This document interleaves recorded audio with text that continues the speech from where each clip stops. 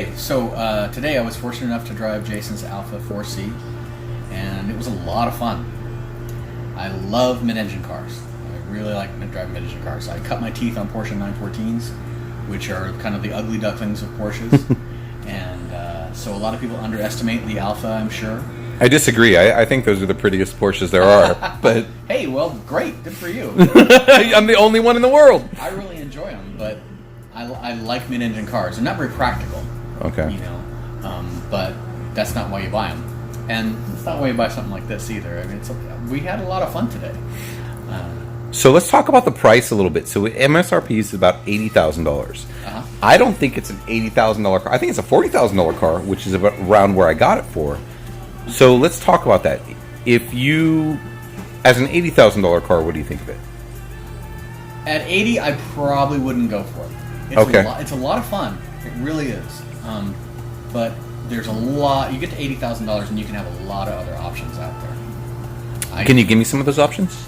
I think for $80,000 you could probably get a Cayman GT4. Okay. Which is more than just a regular Cayman.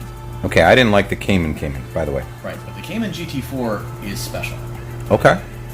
The Cayman GT4 has a GT3 front end and a bigger engine. I don't think it's the GT3 engine, but it's close. Okay. They have to have the GT3 by itself be the most powerful car they have, but it's just a step below that.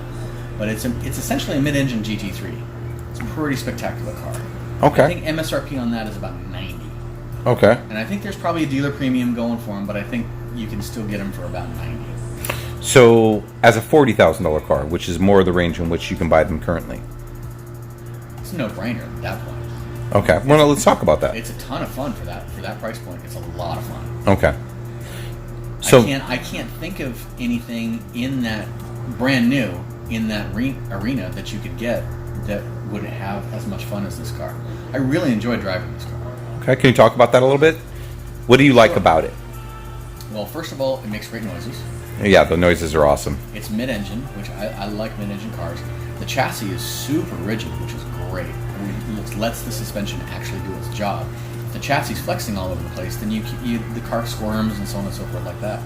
And you can't dance as well as you want to, if you will. I like dance. I like that's a good word. Yeah. I generally prefer a manual, and this is a paddle shifter, which I had to adapt to. And I did. I enjoyed it. I strongly recommend driving it in race mode. Yeah. The other modes seem kind of anemic. Okay. Kind of a nanny, just trying to get the best gas mileage ever. And that's not why you buy these things. No. I think it's hilarious anytime I pull up to any place in one of my cars and people go, "What kind of gas mileage you get?" I don't care.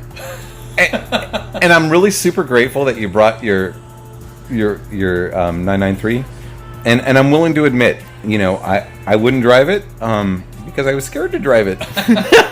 It's a beast. It's a handful.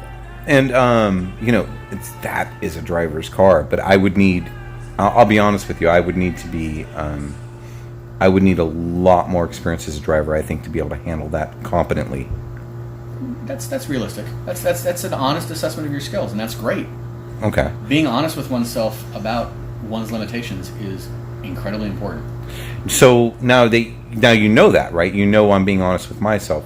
Now I think you and I both know that I've driven enough cars, and you've seen me drive today, and you were actually coaching me through driving, which is super cool. I mean, that's the highlight of my day. It's lots of fun. How would you compare my driving to your average driver that would get in that and probably just try and drive it?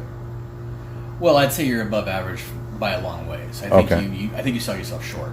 Mm-hmm. I think you're a very talented driver. I think we just talked about opening up your entrances, mostly. So, but let's talk about responsibility, right? So when these young people are actually out there driving these cars, right, it's pretty easy to get in over your head, and here you have a dude that you're saying might be talented. Yeah. Well, we were talking about that on the drive, and I tend to drive on the types of roads we were driving today. On the straights, I go the speed limit. I don't care. Yeah. I'm interested in the lateral G-forces. I'm interested in clipping that apex just right. There is nothing more satisfying than getting an all-wheel drift. Yeah. That is my favorite thing. And in a mid-engine car, it's hard to do. and it's so rewarding when it happens. And I think we got it a couple, 3 times today, but not very often. Okay. And so in this, and I think this is really cool, and I want to thank you for partnering with me on this long term, because I got to be honest with you, I think you're the right guy to move forward with the next episodes of Chasing the Apex, because I like featuring other people, and I like getting multiple opinions, and I like having an expert, and I like having a random dude. I mean, I'll put a 16-year-old driver in the seat of the Alfa 4C and go, hey, what do you think? Because I think multiple opinions matter, because I don't think the right car is a suit for everybody, if that makes sense. Sure. Nothing always fits for everybody. So when we're talking about that, when you're driving it, I mean, you seem to be really engaged. You seem to be having a really good time. I was, absolutely. So I've driven a pretty standard Cayman, and I don't remember. I know it was a newer Cayman, and I kind of felt overwhelmed with the technology that was going on in it in comparison to this. If I was going to... the other reviewers are recommending the Cayman over this. I just don't say it's the same car. Now, you're saying there's another Cayman, an older Cayman, right? Yeah, the Cayman R.